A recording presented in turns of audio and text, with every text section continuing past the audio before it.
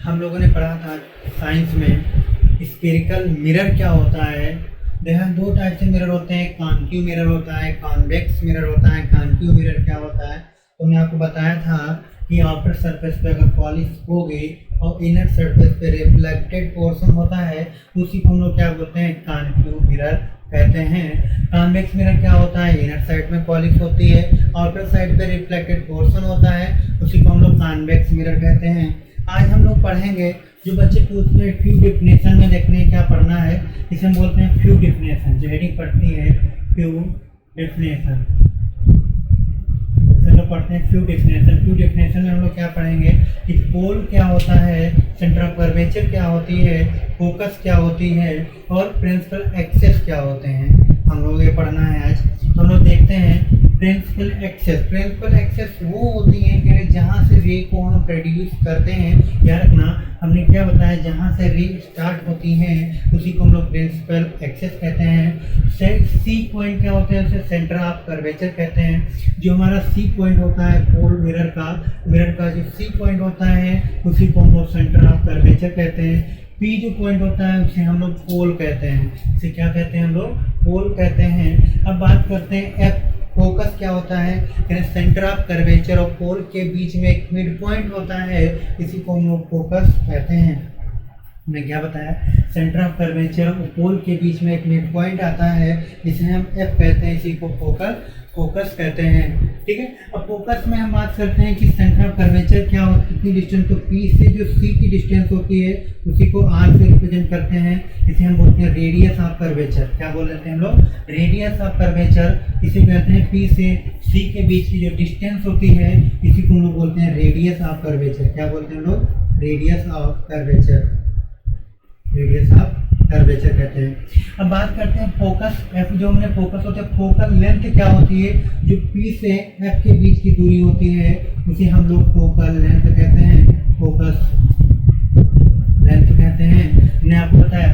अब बात करते हैं पी से ओ के बीच की दूरी क्या होती है, पी से ओ के बीच की दूरी होती है ऑब्जेक्ट डिस्टेंस। इसे किससे नोट करते हैं हम लोग, यू से रेट करते हैं, ऑब्जेक्ट डिस्टेंस होती है,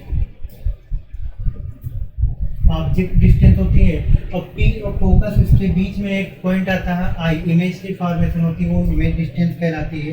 पी से आई डिस्टेंस आता है उसे हम लोग इमेज, बी से रिप्रेजेंट करते हैं उसे बोलते हैं हम लोग इमेज डिस्टेंस कहते हैं, इमेज डिस्टेंस कहते हैं। हमने क्या बताया, फोकस क्या होता है कि जो हमारा सेंटर कर्वेचर और पोल के बीच में एक मिड पॉइंट होता है उसी को हम लोग फोकस कहते हैं। फोकल लेंथ क्या होती है, हमने कहा पी एफ से पी के बीच की जो डिस्टेंस होती है उसी को फोकल लेंथ कहते हैं। तो हमारे पास आगे हमने देखा यहाँ पे फोकल लेंथ क्या, तो कोई मिरर है, कॉन्केव मिरर है, वहाँ से रे अगर रिटर्न बैक होती है पोल से जिस पॉइंट पे मिलती है, तो देखा आपने सेंटर ऑफ कर्वेचर के पहले पॉइंट जो होता है उसी को हम लोग फोकल लेंथ कहते हैं। तो पी से एफ के बीच की जो डिस्टेंस होती है उसी को हम लोग फोकल लेंथ कहते हैं। हर मिरर में एक डिस्टेंस बनती है, फोकल लेंथ होती है, कॉन्केव मिरर हो या कॉन्वेक्स मिरर हो, सारे मिरर में ऐसे प्रोसीजर होता है। अब हम लोग पढ़ेंगे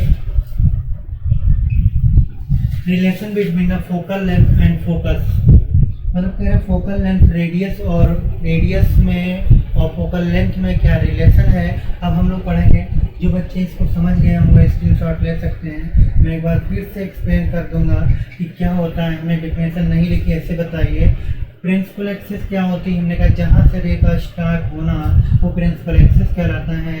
सेंटर ऑफ कर्वेचर क्या होता है, जो सेंटर होता है किसका, कोई भी मिरर लेते हैं, कॉन्केव मिरर हो या कॉन्वेक्स मिरर हो, उसका जो मिड पॉइंट होता है उसे सेंटर ऑफ कर्वेचर कहते हैं। पी से एफ के बीच, पी सी के और पी के बीच में एक मिड पॉइंट आता है उसी को हम फोकस कहते हैं। पी से सी के बीच की दूरी जो होती है उसी को हम रेडियस ऑफ कर्वेचर कहते हैं। पी से एफ के बीच की दूरी होती है उसे फोकल लेंथ कहते हैं। पी से यू की दूरी ऑब्जेक्ट डिस्टेंस कहते हैं। पी से आई के बीच की डिस्टेंस होती है इमेज डिस्टेंस कहते हैं। हमने कहा फोकल लेंथ क्या होती है, हमने देखा रे अगर बढ़ रही हैं उसे रिटर्न बैक होकर किसी एक पॉइंट पे अगर हम मिल जाती हैं उसी को हम लोग फोकल लेंथ कहते हैं। अब हम लोग पढ़ते हैं relation between radius of curvature and focal length में रिलेशन क्या होता है।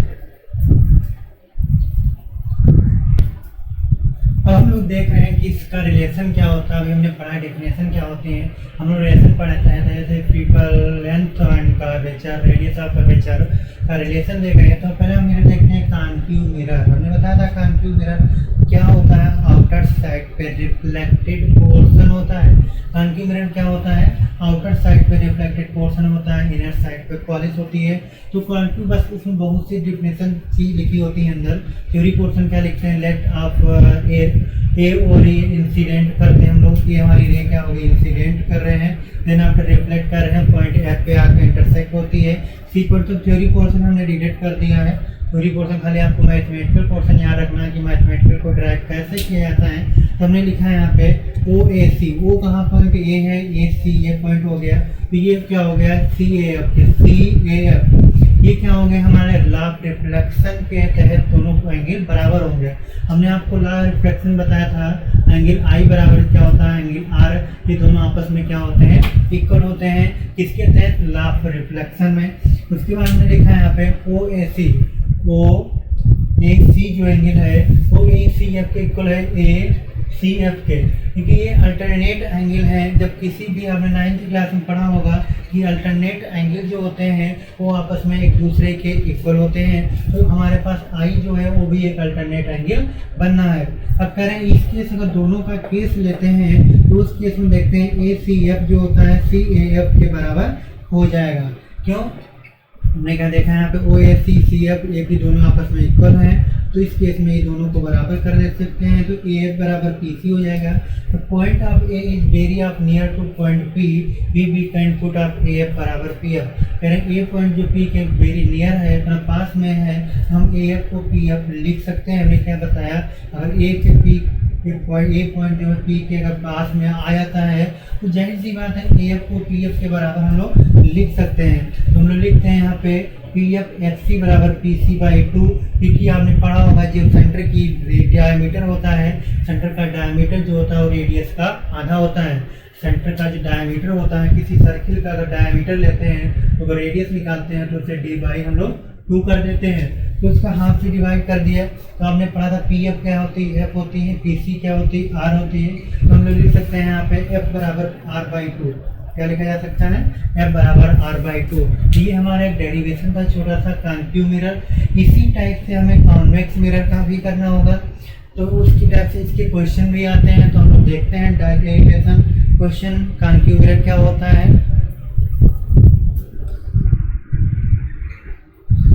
हम लोग देखते हैं कि पोजीशन, जब अभी कॉन्केव मिरर पढ़ा, कॉन्वेक्स मिरर पढ़ा, हम लोग कह रहे हैं ऑब्जेक्ट कहाँ पे रखे हैं, उसकी इमेज कैसे बनेगी।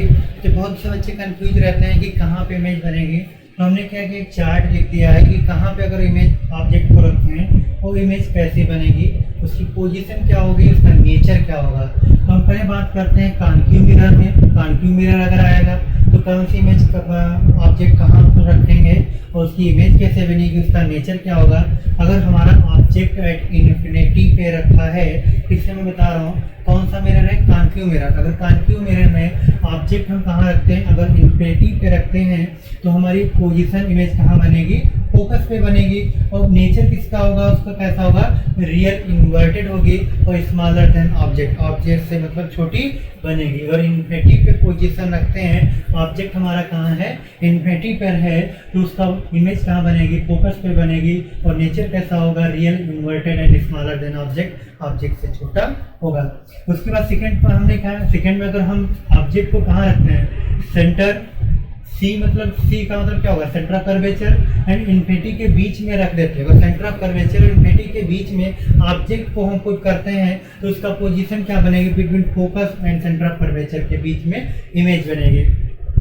हमने क्या बताया, अगर हम ऑब्जेक्ट को सेंटर ऑफ कर्वेचर और फोकस सेंटर ऑफ कर्वेचर और इन्फिनिटी के बीच में कहीं रखते हैं तो उसकी इमेज कहाँ बनेगी, फोकस और सेंटर ऑफ कर्वेचर के बीच में इमेज बनेगी। अगर आपसे पूछा नेचर क्या होगा, तो नेचर आपका वही रहेगा, real inverted and smaller than object. ठीक है, नेचर वही रहेगा आपका जो पहले था, real inverted and smaller than object रहेगा। अगर कह रहे हैं अगर at the centre of curvature, अगर ऑब्जेक्ट को हम सेंटर ऑफ कर्वेचर पे ही पुट कर दें तो उस केस में हमारी इमेज क्या बनेगी, तो उस केस में हम इमेज जो है कहाँ बनेगी, सेंटर ऑफ कर्वेचर पे ही इमेज बनेगी। हमने क्या बताया, अगर ऑब्जेक्ट को उठा के सेंटर ऑफ कर्वेचर पे ही रख दें तो इमेज का फॉर्मेशन सेंटर ऑफ कर्वेचर पे ही होगा। तो इमेज का उसका नेचर क्या होगा, रियल इन्वर्टेड लेकिन इक्वल ऑफ ऑब्जेक्ट। जितना हमारा ऑब्जेक्ट होगा उतनी हमारी इमेज नेचर उसका ऑब्जेक्ट बनेगा। ठीक है, यानी कहा real inverted and equal object, object के इक्वल ही इमेज का फॉर्मेशन होगा। अगर हम क्या करें, फोकस और सेंटर ऑफ कर्वेचर के बीच में ऑब्जेक्ट को रखे हैं, इस पे हमने क्या बताया, फोकस और सेंटर ऑफ कर्वेचर के बीच में अगर ऑब्जेक्ट को रखते हैं तो उस केस में इमेज हमारी कहाँ बनेगी, सेंटर ऑफ कर्वेचर और इन्फिनिटी के बीच में बनेगी। हमने ये बता रहा हूँ, फोकस और सेंटर ऑफ कर्वेचर के बीच में अगर ऑब्जेक्ट रखते हैं तो इमेज हमारी कहाँ बनेगी, सेंटर ऑफ कर्वेचर और इन्फिनिटी के बीच में इमेज बनेगी। उसका नेचर कैसा होगा, real inverted and larger than object, हमारी रियल इन्वर्टेड हो जाएगी और लार्जर देन ऑब्जेक्ट से बड़ी हो जाएगी। ठीक है, हम आपको फोकस अगर कह रहे हैं, अगर ऑब्जेक्ट को हम फोकस पे ही रख देते हैं, फोकस पे रखते हैं तो उसकी इमेज कहाँ बनेगी, कर्वेचर इमेज कहाँ बन जाएगी, हमारी एट इन्फिनिटी पॉइंट पे इमेज बनेगी, कहीं भी बन सकती है, एट इन्फिनिटी पॉइंट पे इमेज बनेगी और real inverted and highly enlarge होती है। उस केस में उसका नेचर क्या होता है, real inverted and highly enlarge होती है। अगर बिटवीन पोल एंड फोकस में अगर ऑब्जेक्ट को हम पोल और फोकस के बीच में कहीं रख देते हैं तो उस केस में हमारी इमेज कहाँ बनेगी, image behind the mirror, mirror के पीछे बनेगी। मैंने क्या बताया, बिहाइंड द मिरर, मिरर के पीछे बनेगी और उसकी नेचर ऑफ इमेज क्या हो जाएगा, वर्चुअल इरेक्ट ऑफ इनलार्ज हो जाएगी। ठीक है, वर्चुअल इरेक्ट एंड इनलार्ज हो जाएगी। तो ये था कॉन्केव मिरर का। कॉन्केव मिरर हमने क्या बताया कि वो ऑब्जेक्ट को कहाँ पे रखते हैं और कहाँ इमेज बनती है। आपके बुक में बहुत सारा लेंथी प्रोसेस दिया गया है, हमने एक चार्ट के रूप में समझाने की कोशिश की है कि कैसे ऑब्जेक्ट को कहाँ पे रखें, उसकी इमेज क्या बनेगी, उसका नेचर क्या होगा। मैं फिर से बताता हूँ, अगर ऑब्जेक्ट को इन्फिनिटी पे रखते हैं तो उसकी इमेज कहाँ बनती है, फोकस पे बनती है, तो नेचर क्या होता है, रियल इन्वर्टेड होता है। अगर हम सेंटर ऑफ कर्वेचर और इन्फिनिटी के बीच में ऑब्जेक्ट को रखते हैं तो उसकी इमेज कहाँ बनेगी, फोकस और सेंटर ऑफ कर्वेचर के बीच में बनेगी, उसकी इमेज का नेचर क्या होगा, रियल एंड इन्वर्टेड होगा। सेंटर ऑफ कर्वेचर पे अगर ऑब्जेक्ट को रखते हैं तो इमेज कहाँ बनेगी, सेंटर ऑफ कर्वेचर पे बनेगी, लेकिन जो उसका नेचर होगा रियल एंड इन्वर्टेड होगा। फिर हम बताते हैं between focus and centre of curvature है, क्या पोजीशन ऑब्जेक्ट कहाँ रखते हैं, सेंटर ऑफ कर्वेचर को फोकस के बीच में रखते हैं तो हमारी इमेज कहाँ बनेगी, सेंटर ऑफ कर्वेचर और इन्फिनिटी के बीच में बनेगी। तो उस केस में क्या होगा, real inverted and larger than होगा। उस केस में नेचर क्या होगा, real inverted and larger than होगा। एट फोकस, अगर फोकस पे रखते हैं तो हमारी इमेज कहाँ बनती है, इन्फिनिटी पर होती है, रियल इन्वर्टेड होगा। उस केस में उसकी नेचर क्या हो जाएगा, रियल इन्वर्टेड हो जाएगा। बिटवीन पोल एंड फोकस, अगर हम पोल और फोकस के बीच में रखते हैं तो इमेज हमारी कहाँ बनेगी, बिहाइंड द मिरर, मतलब मिरर के पीछे बनेगी और उसका नेचर क्या होगा, वर्चुअल इरेक्ट हो जाएगी, मतलब वो बेंड हो जाएगी। अब हम बात करते हैं, अगर मिरर हमारे पास कॉन्केव मिरर था, अगर कॉन्वेक्स मिरर आ जाता है तो उस केस में हमारी इमेज क्या बनती है। तो कॉन्वेक्स मिरर में अगर पोजीशन हमारी कहाँ पर, एनी पोजीशन ऑफ ऑब्जेक्ट, अगर कहीं पोजीशन कहीं पे ऑब्जेक्ट हमारा रखा है तो उस केस में मिरर हमारे मिरर वो इमेज कहाँ बनेगी, हमने कहा यहाँ लिखा फॉर एनी पोजीशन, कोई भी पोजीशन पे अगर ऑब्जेक्ट रख दें यहाँ पे, ठीक है, कोई भी पोजीशन पे ऑब्जेक्ट रख दें तो उस केस में हमारी इमेज कहाँ बनेगी, behind the mirror pole and focus, मतलब मिरर के पीछे या पोल एंड फोकस के बीच में बनेगी, पोल एंड फोकस के बीच में बनेगी। उसका नेचर कैसा होगा, वर्चुअल इरेक्ट हो जाएगा।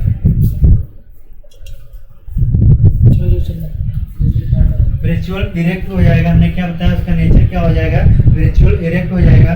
तो ये था हमारा थोड़ा इमेज का फॉर्मेशन था, कैसे करते हैं और कैसे देखते हैं हम लोग, इसमें कॉन्केव मिरर क्या होता है, कॉन्वेक्स मिरर क्या होता है। नेक्स्ट जो हम वीडियो अपलोड करेंगे उसमें आपको हम बताएंगे UVF में रिलेशन क्या होता है। आप लोग स्क्रीनशॉट ले सकते हैं और स्क्रीनशॉट ले लें, और जो बच्चों भी चैनल को सब्सक्राइब नहीं किया है वो सब्सक्राइब कर लें। और हाई स्कूल क्लासेस के सारे वीडियो यहाँ पे अपलोड होंगे। फिजिक्स, केमिस्ट्री, मैथ जो बच्चे हाई स्कूल के हैं उनके लिए भी ये फैसिलिटी अवेलेबल हो रही है। तो आप लोग जुड़ने की ज़्यादा से ज़्यादा कोशिश करें जिससे सारे बच्चों को अच्छे से वीडियो प्रोवाइड करा सकें।